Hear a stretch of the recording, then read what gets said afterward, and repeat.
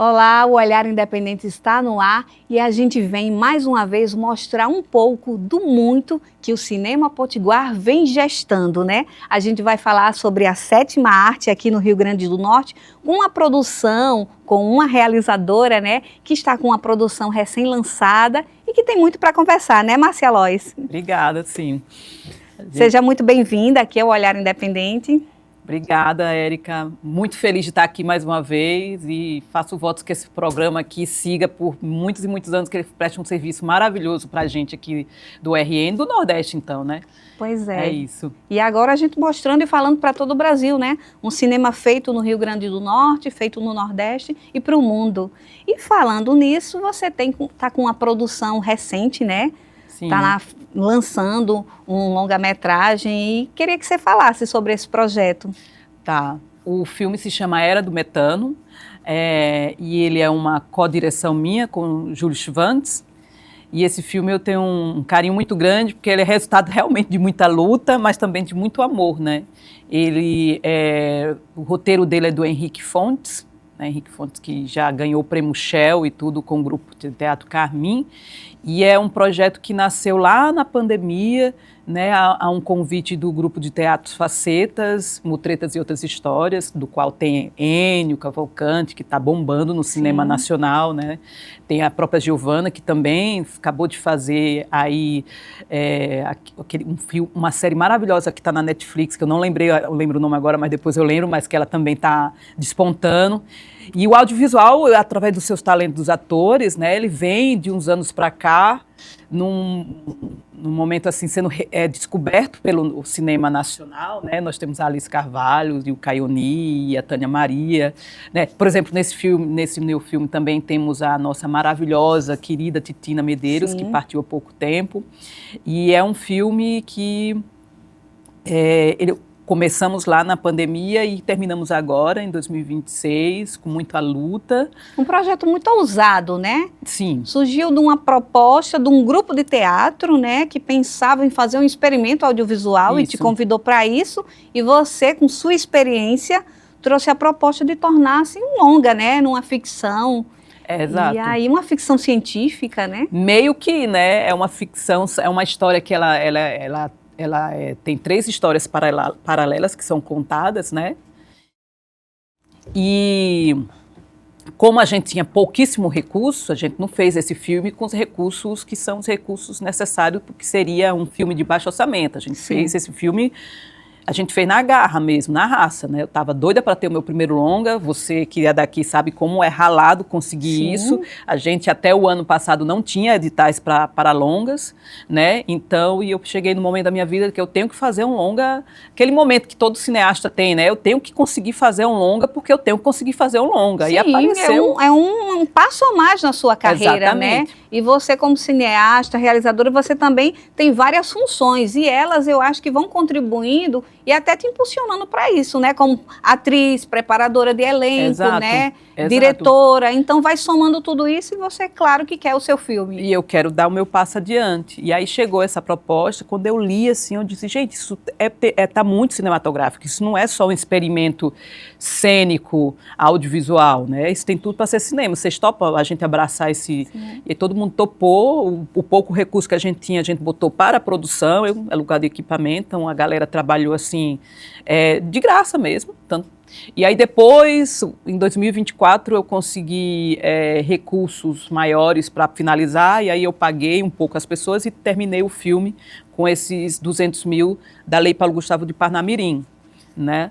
E é uma história que ela tem 3 núcleos, né?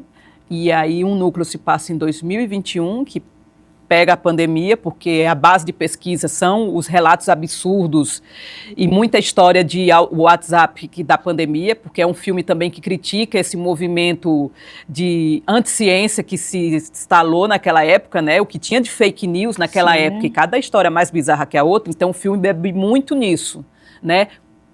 A premissa do filme quando uma mentira é contada tantas vezes que uma nação abraça como verdade, quais são as consequências disso, né? Então, a mentira que é contada é que o oxigênio, ele dá desvio e faz mal, isso é abraçado E aí uma mudança radical no país é acontecida em que as pessoas acabam, que a mentira acaba virando verdade. Então, em algum momento, acaba se tendo o oxigênio, ele realmente fica venenoso porque desmataram tudo, né? E começaram a produzir artificialmente gás metano, porque o gás metano sim é que é bom, porque ele mantém as pessoas ideologicamente alinhadas. É uma brincadeira, né? Uma coisa sarcástica que a gente brinca. E o resultado é que no final, em 2081, estamos todo mundo debaixo do solo, vivendo como topeiras, né? Então o filme vai narrando essas passagens de tempo de 2021 até 2081 e tudo começa com uma fake news de que o oxigênio não é bom para as pessoas, que o gás metano é que é o bom e isso é abraçado como verdade.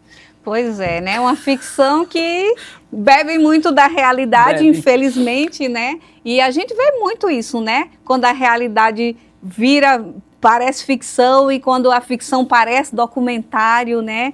É algo muito louco de se pensar, mas que não é muito distante. E uma coisa, quando a gente pensa assim em filme futurista, antes se via muito filme futurista como uma coisa...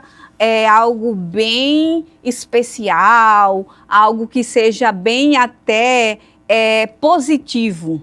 Uhum. E aí a gente começa a ver que os filmes futuristas, infelizmente, as perspectivas não são boas, né? Então nem acabam sempre. Que eles seguem essa questão crítica mesmo e dura, né? E a ideia é sempre fazer pensar e provocar, né? Exatamente. A estética do filme, eu gosto de dizer que é uma estética cyberpunk, porque o movimento cyberpunk é sempre uma crítica da sociedade, sim, do consumo, né, e tudo. E o filme ele tem um pouco essa pegada.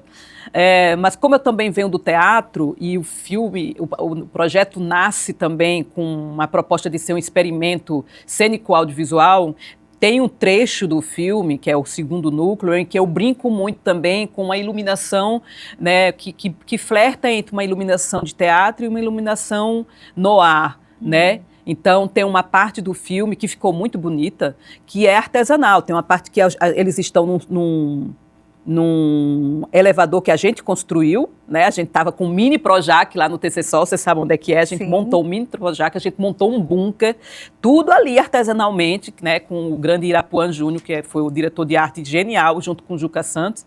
E aí tem uma parte que a gente cronometrou, que equipe, elenco e tudo, a hora que dá uma fala específica, apaga-se a luz, acende-se 4 luzes pino, eu acho lindo, porque foi tudo artesanal e tá lindo. E aí a equipe, como tinha rodinhas, a estrutura que era o elevador, ela se abre e fica só o espaço preto com os atores. E essa luz, isso é a parte mais linda que eu acho do filme, assim, que eu nem mandei ajeitar muito na pós.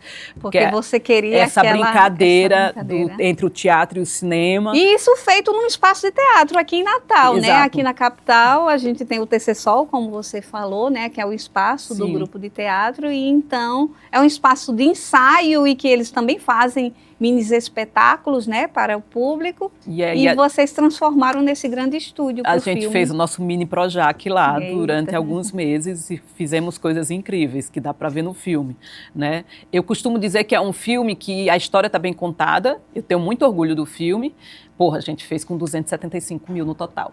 E é um filme que você olha assim, cara, eles sabem fazer, a história está bem contada, faltou dinheiro, mas eles deram conta. Sim. Porque também não dá para negar que um longa-metragem não se faz com 275 mil e eu não estou aqui para levantar a bandeira do que a gente pode fazer de qualquer jeito. Não, a gente tem que fazer filmes aqui no RN com recursos... Com as melhores condições, né? A gente fez na rebeldia. Esse filme é muito... Antes de qualquer coisa, é um ato de rebeldia para mostrar assim para os nossos gestores, nós podemos fazer esse filme sim, com pouco recurso a gente faz coisas incríveis. Imagine na hora que a gente tiver políticas públicas reais que fomentem de fato o nosso audiovisual. Imagine para onde é que a gente pode ir, né? Nós somos um celeiro de talentos incríveis, tanto atrás da câmera quanto na frente da câmera, e só falta a gente ter uma gestão ou gestores que olhem para isso e diga, vou colocar dinheiro aqui porque tem retorno. É isso só que falta. Márcia, vamos ver agora o making of dessa produção?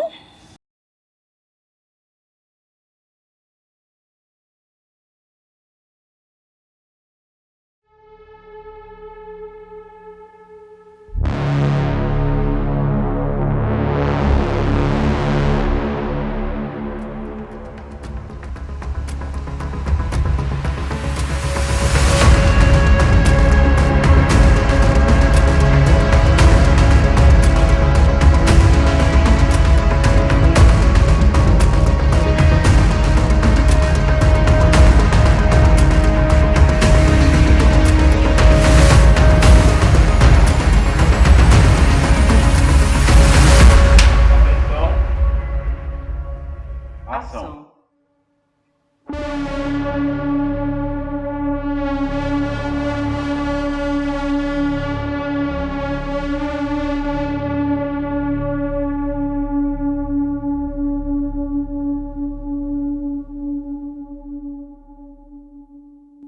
Ela é uma médica, bem de direita, acredita piamente na teoria que ela desenvolveu, que ajudou a desenvolver, né?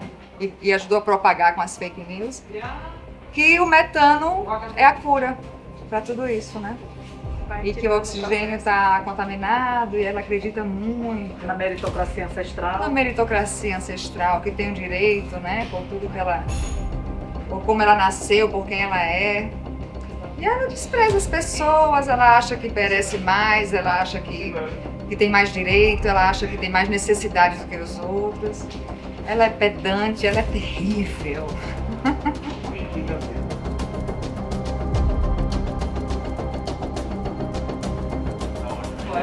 Eu tô com nojo de mim mesma. Próximo.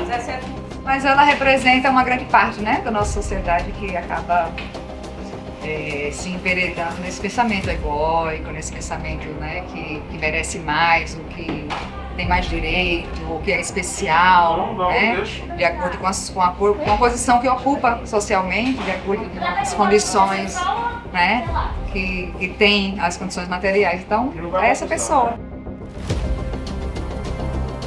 É essa figura que eu estou aqui com muito carinho representando, tentando dar vida a essas questões tão humanas, né, que a gente convive. E cadê seu álcool? Você foi para a faculdade sem carro, minha filha. Você não é antilelê orgânica para estar aí pegando carona, Michele. Você tem 2 carros para quê?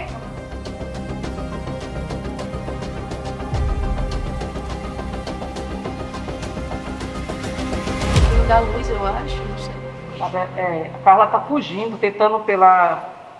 Uma das enésimas vezes que ela está fugindo do subsolo, né? Que ela não aguenta ali, ela ainda lembra de como é a vida na superfície. E ela tenta aí, né? Vamos tentar com um distanciamento aí com uns 15 metros por aí. Ela vai estar, entre aspas, camuflado, sabe? Vamos assumir que isso aqui é uma luz muito baixa, certo? A ideia é E ela está nos corredores tentando encontrar a saída para ir para cima. E eu sou um dos agentes que está à procura dela, procurando ela pelos corredores. Que aqui não tem glamour. A direção mexe no roteiro, a direção mexe no cenário, a direção é equipe de apoio, a direção faz figuração. Não tem isso, meu amor. Tapete vermelho sem suor não existe. Chega de pós, chega. Assistente de câmera, assistente de arte, assistente de produção. Se pá, vou ajeitar o figurino ali daqui a pouco. Mas é isso, o negócio é fazer acontecer, né?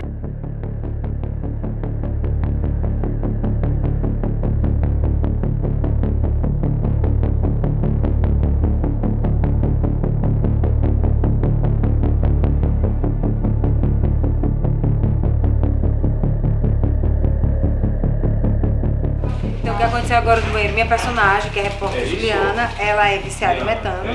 Então ela aproveita qualquer vasinho para dar aquela cheiradinha básica, para ela ficar legal, ficar de boas, até porque ela vai sair para uma entrevista com o pastor.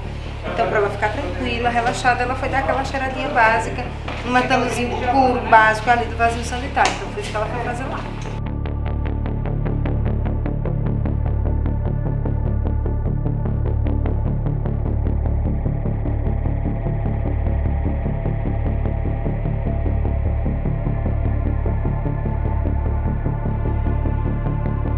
Primeiro você chega, aí aperta o botão, dá um tempinho.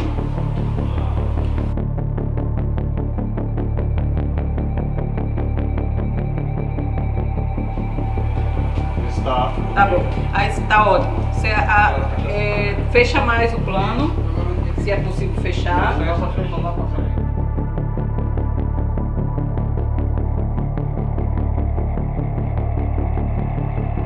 Nessa ficção as pessoas naturalmente jogam lixo no chão, né? Não tem essa ideia de descarte de resíduo. Então É uma ideia de que ele dá conta dessa sujeira. E aí ele, ao mesmo tempo que ele também, de forma muito íntima dentro dele, ele começa a despertar para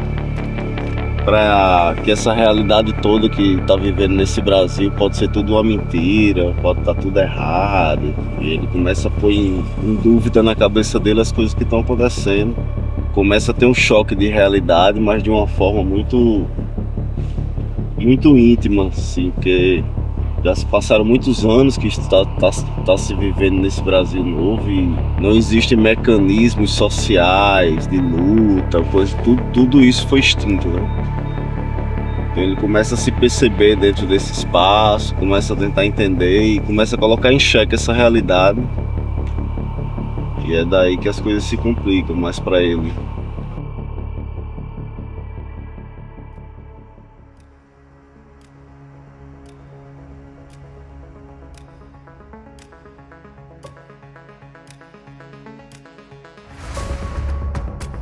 Isso que a pele dele na amarela tá diferente. Veio com esse papo de emprego, de meu gás. Esse filho da puta é um esquerdista! Esquerdista! Ai, meu Deus, eu tô dividindo meu lugar com esquerdista! Muito feliz com minha equipe, com o meu elenco, com minhas coisas, com minha história, com o meu filme, com o meu making-off!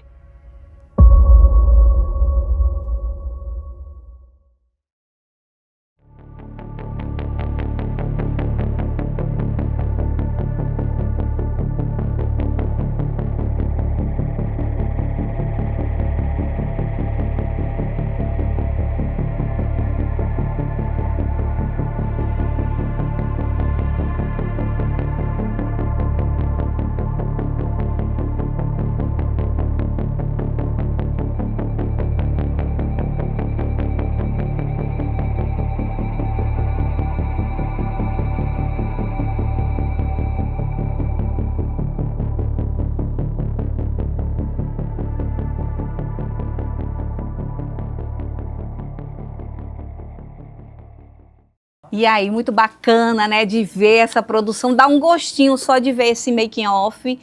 E agora, respira fundo, o filme está pronto, quais que são as expectativas? Então, a gente conseguiu fazer essa pré-estreia, né? E aí vamos agora botar o filme para rodar os festivais, né? Eu espero que o filme tenha aí seja aceito em festivais relevantes, né, interessantes, e que ele consiga fazer esse circuito de festivais que é necessário para que o filme ganhe uma relevância artística, né?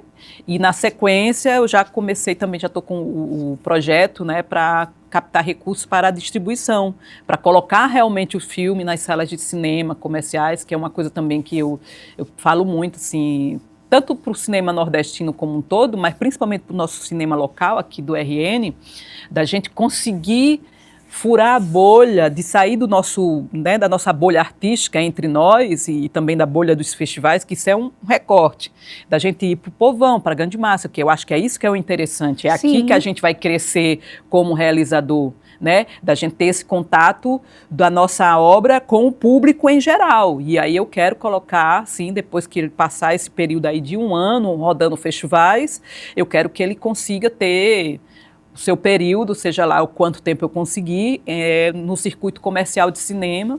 E aí eu estou nessa luta agora de captar esse recurso, porque não é barato, você tem que pagar a pauta do cinema, né, e tudo, para ver se ele fica aí em algumas salas de cinema do Brasil, por, sei lá, uns 6 meses, seria um super sucesso.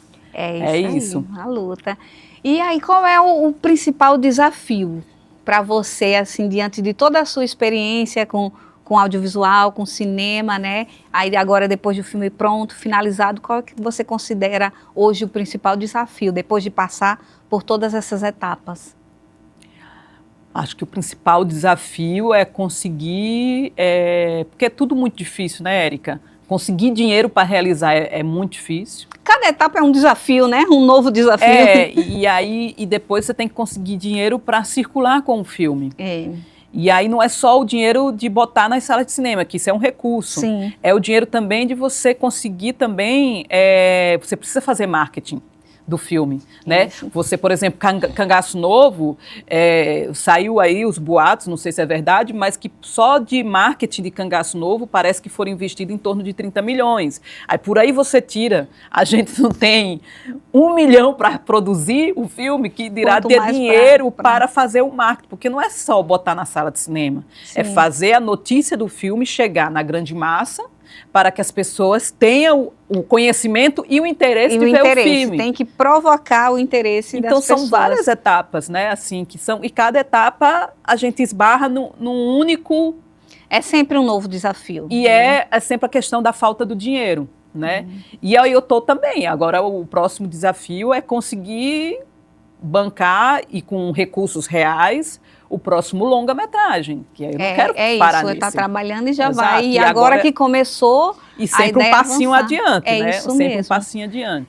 Antes da gente encerrar a nossa entrevista, assim, um momento que a gente queria falar muito especial, a participação da querida Tetina Medeiros, né? A Titina, uma grande artista potiguar nacional, é emocionante para todos nós que conhecíamos a Titina, né?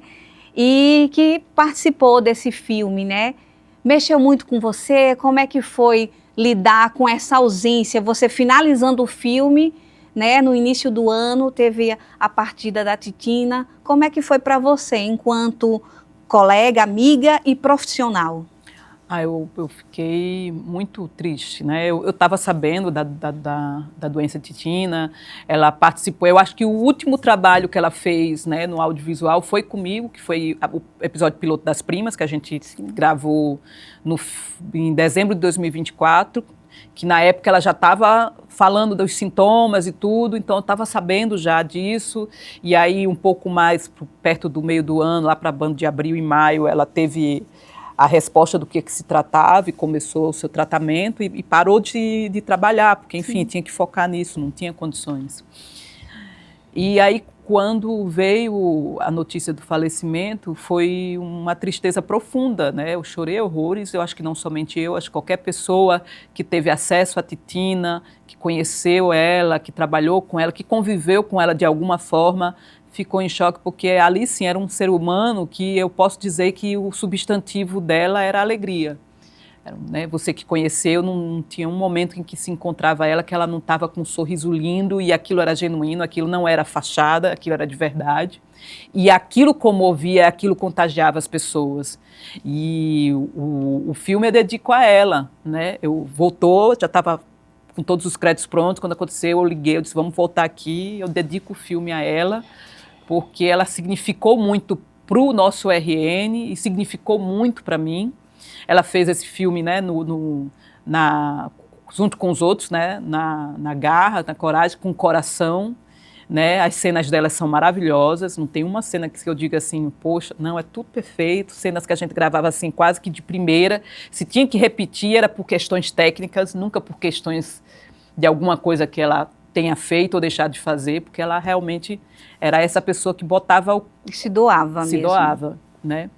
E aí é isso, né? Espero que ela assista quando estiver lá no céu, que ela não conseguiu assistir em vida. Isso é uma coisa que eu fiquei triste, que eu queria que ela tivesse assistido.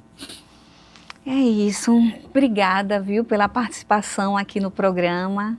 A gente fica muito feliz você vindo agora com um longa, né? Você já veio falar tanto de curtas, de outros trabalhos seus, e agora trazendo o seu primeiro longa. E a gente quer que seja só o primeiro mesmo de muitos outros. Achei. E que ela, como ela queria, que a produção, que o cinema, ela pegava mesmo no braço de todo mundo aqui do Cinema Potiguar, que sempre tivesse para todo mundo, para todo o Brasil. E é isso que a gente segue aqui na nossa missão no Olhar Independente, também inspirados na nossa querida Titina. Sim. Parabéns, sucesso. A gente quer que o filme seja muito visto, comentado, né? E que as pessoas possam falar muito sobre a Era do Metano. Sucesso e vida longa aí nas suas produções. A gente quer aproveitar e também dedicar esse programa Olhar Independente de hoje, especialmente para a nossa querida atriz Titina Medeiros. E você aí em casa também pode participar do nosso programa. Entre em contato conosco através do QR Code aqui na tela ou no nosso Instagram, Olhar Independente TVU. E você sabe, né? Toda semana a gente tem aqui um encontro marcado com a produção audiovisual independente. Tchau, tchau!